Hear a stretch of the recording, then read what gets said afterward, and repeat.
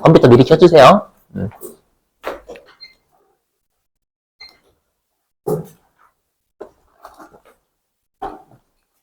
자, 해보자, 조세. 자, 여기 4장에서 나오는 게, 우리가, 이거 좀 페이지 좀 가볼까요? 그 페이지 어디로 좀 가주시냐면,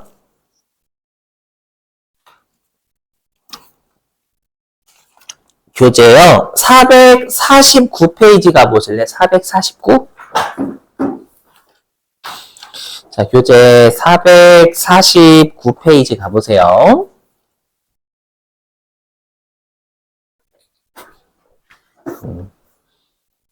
자, 갑자기 왜 제가 449페이지로 왔냐면, 거기 제6절 혹시 맨 위에 보시면 제6절 세금과 공과금 명세서라고 있잖아요, 여러분들. 맞죠? 여기가 이제 사장과 관련되어 있는 실기예요. 사장과 관련되어 있는 실기입니다, 일단. 그죠? 사장과 관련되어 있는 실기인데, 제가 앞으로 수업을 어떻게 진행을 할 거냐면은, 실기할 때, 일단 해당 관련된 실기와 관련되어 있는 회차를 불러드릴 거예요. 그죠? 그러니까 지금 여러분들 제6절 거기 맨 위에 있는 세금과 공과금 명세서 있죠? 거기에다가 회차 좀 적어두시는 거. 제가 숫자만 불러드릴 거거든요. 그 숫자가 해당 회차다라고 생각하시면 됩니다. 그래서 자, 불러드릴게요. 자, 73. 이건 73회차에 나왔다 그 뜻입니다, 여러분들. 세금과 공과금 명세서라는 게. 예. 그 다음에 75. 그 다음에 82. 그 다음에 85. 그 다음에 90. 그 다음에 92. 그 다음에 98. 그 다음에 101. 네, 다시 한번 73, 75, 82, 85, 90, 92, 98, 101. 자, 많이 나왔죠, 여러분들? 근데 미리 말씀드리면 여기는 쉬운 축 계속해요. 암기만 잘해주시면. 암기만 잘해주시면. 자, 보죠? 자, 이제 101페이지 여기 세금과 공과금인데요. 일단 세금 쪽이에요. 세금 쪽.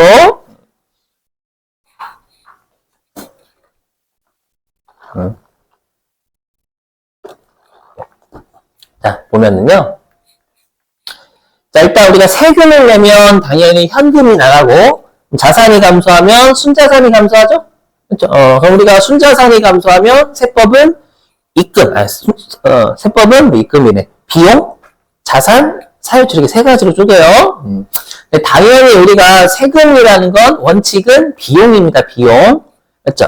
비용인데 예외적으로 우리가 자산인 게 있고 사회유출이 있어요. 얘네들을 좀 외워주셔야 돼요. 해볼게요, 여러분들. 자, 보시죠. 여기. 자, 여기. 자, 우리가 당기 송금은 비용이라는 뜻입니다, 여러분들. 이게 대부분의 세금이 우리가 당기 송금이에요. 근데 우리 시험에 잘 나오는 애들이 있거든요. 좀 여러분들이 헷갈릴 만한 세금들이 있어요. 비용으로 인정되는 거. 그죠? 그것들은 좀 알고는 계셔야 돼요. 뭐가 있냐면 대표적으로 여러분들이 아시는 게 우리 뭐 자동차세, 재산세 같은 건 이미 배우셨죠?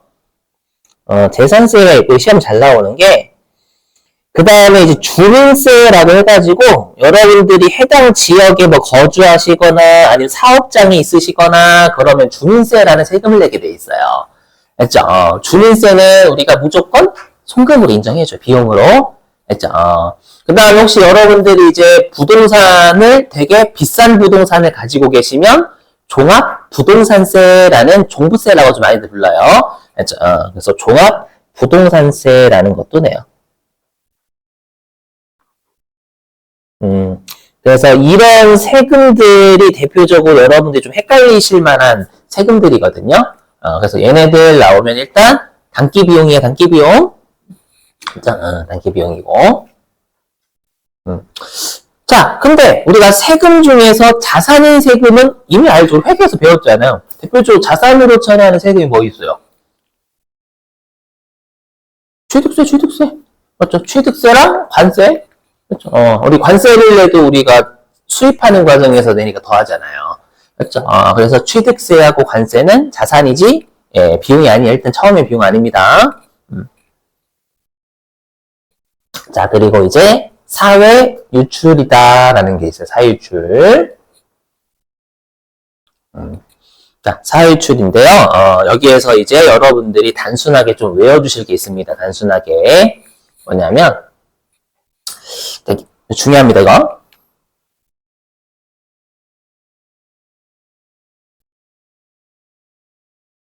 자, 뭐가 중요하냐. 일단, 여러분들 가산세는 사회 유출인 거 이해되시죠? 가산세는 세법상 의무를 위반해서 내는 세금이거든요. 그럼 당연히 부당한 유출인 세금이니까 당연히 사회 유출이 맞아요. 그렇죠? 자, 근데 이제 여러분들이 잡아주실 게 뭐냐면 여기 우리가 법인분 지방소득세는 말 그대로 우리 법인세 10% 있잖아요. 산출세액이 10%. 걔랑요. 그 다음에 농어촌 특별세라는 게 있어요. 얘네들을 우리가 뭐라고 하냐면 부가세라고 해요. 부가세. 얘네들 우리가 부가세라고 하거든요. 근데 여러분들 오해하시면 안 되는 게 우리 부가가치세랑 부가세는 같은 말일까요? 다른 말일까요? 다른 말이에요. 부가가치세는 소비세. 우리가 그 회계 1급 때부터 배웠던 독립적인 세목이에요. 알죠? 근데 이렇게 법인분 지방소득세랑 농어촌 특별세는 법인세에 딸려서 같이 내는 세금이거든요. 그러니까 부가세는 말 그대로 우리가 종속되는 세금이에요. 독립적인 세목이 아니라. 했죠. 그러니까 어떠한 세금을 내면서 거기에 종속되는 세금을 우리가 부가세라고 불러요. 부가가치세는 다른 거예요. 했죠. 자, 그러면 이제 외워두시는 거예요. 우리가 부가세는 어떻게 보냐면 법인세에서는 본세처럼 봐요.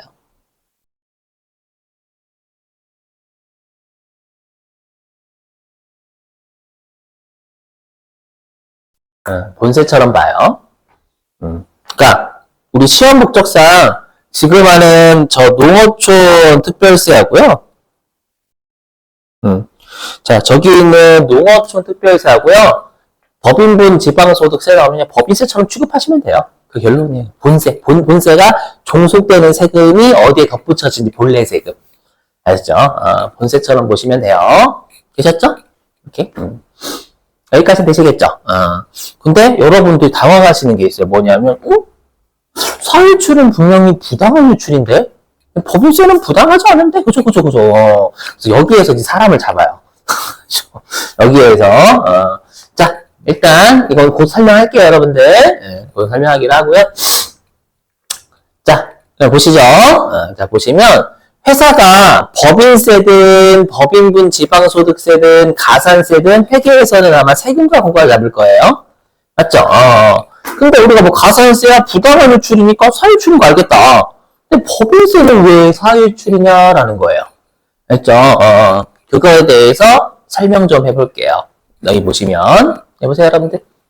보시면, 우리가 한쪽이 손익거래고, 한쪽이 자본거래면 일단, 우리가 손익의 차이는 있었지만, 최종적인 자본의 차이가 없었죠. 맞죠?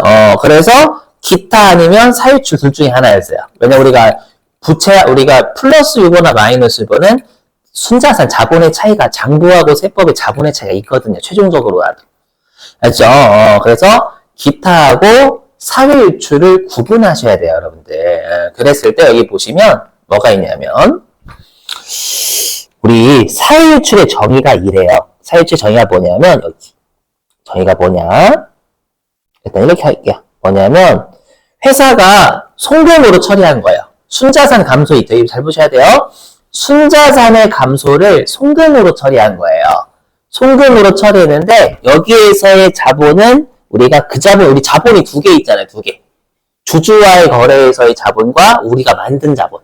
맞죠? 여기서는 주주와의 거래 아니에요. 주주와의 거래가 아니라 우리가 순자산의 감소를 영원히 송금으로 인정하지 않는 거. 왜냐면 법인세 내는 게 주주와의 거래는 아니잖아요. 감소를 영원히 송금으로 인정하지 않는, 아이고, 어떻게 하지? 예요, 예. 알죠? 여기 주주와의 거래에서 자본인은 기타고, 알죠? 이건 주주와의 거래가 아니라 회사가 송금 처리했어요. 주주와의 거래가 아닌데, 주주와의 거래가 아니라 송금이야. 세법도 주주와의 거래는 아니지만 영원히 송금으로 인정하지 않는 자본이에요. 이게 실제 사회유출의 정의예요. 알죠? 이게 사회유출의 정의예요. 회사가 송금으로 처리한 걸 세법에서 영원히 송금으로 인정하지 않는 거. 주주와의 거래가 아니라. 알죠? 이게 사유출의 정의예요, 실제로. 근데 왜 세법에서 주주와의 거래가 아닌데 영원히 송금으로 인정하지 않을까요? 대부분 부당하니까. 대부분 부당하니까 주주와의 거래가 아니지만 영원히 송금으로 인정을 안 하겠죠. 여기까지 되시겠어요, 여러분들? 그럼 우리는 시험 목적상 어쩔 수 없이 암기를 해야 돼요. 어떤 암기를 해야 되냐면 이렇게 우리가 회사가 송금으로 처리를 했어요. 순자산의 감소를 송금으로 처리했는데 세법에서 그게 주주와의 거래가 아님에도 불구하고 영원히 송금으로 인정하지 않는 걸 우리가 원래는 사유출이다라고 해요. 근데 대부분 부당하니까 사유출인 거예요. 대부분. 왜 영원히 송금으로 인정하지 않겠어요? 주주와의 거래가 아님에도 불구하고. 부당하니까. 근데 부당하지 않음에도 그냥 요 1번 유형이니까 우리가 사회유출로 처리하는 게 딱 두 개밖에 없어요. 두 개. 우리 시험은. 그게 뭐냐면 첫 번째가 법인세. 또 나중에 하는 기부금 한도 초과. 기부도 주주와의 거래 아니죠. 기부도 분명히 우리가 주주가 아니라 다른 사람한테 하는 거죠. 외부와의 거래가 있단 말이에요. 주주와의 거래가 아니라. 나중에 기부금 한도 초과도 회사가 기부금 처리하겠죠. 비용. 세법에서 이거 기부금이 한도 초과 10원이 떴다고 해볼게요. 그럼 10원이 떴으면 그거 세법에서 영원히 송금으로 인정하지 않을게. 그냥 그 유형이니까 그냥 우리가 나중에 배우시겠지만 사유출이 다르게 돼 있어요. 그렇죠? 그래서 여러분들은 그냥 그래 그냥 우리는 시험 목적상 영원히 세법에서 회사가 송금 처리한 걸 세법에서 주주와의 거래가 아님에도 영원히 송금으로 인정하지 않는 게 원래는 사유출이지만 대부분 부당하니까 영원히 송금으로 인정하지 않는다. 그렇죠? 그래서 딱 두 개만 외우시면 돼요. 법인세랑 그 다음에 기부금 한도 초과 이 두 개만 그냥 1번 유형이니까 사유출이다. 이렇게 생각해 주셔야 됩니다. 알죠? 이렇게 할 수밖에 없어요, 여러분. 실제로. 처음이신데 완벽하게 이해하시는 건 좀 불가능합니다, 실제로.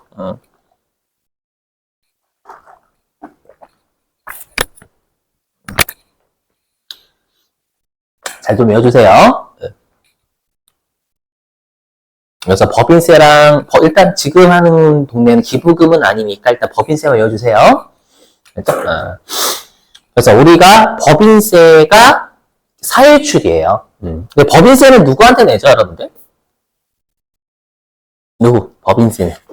국가한테 내죠? 그럼 뭐가 되겠어요? 사유출 중에서도. 그죠? 기타 사유출 내야 되겠죠?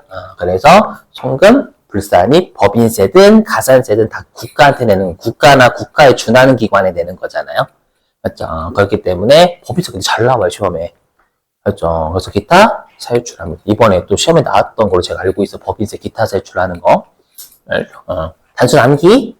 그죠? 그러면 여러분들이 시험에 법인세가 아니라 법인분 지방소득세랑 농어촌 특별세가 나와도 그냥 기타 세출 하시면 돼요. 법인세 똑같이 처리해야 하니까. 알죠? 자, 넘어가고요. 그래서 조세는 마무리하겠습니다.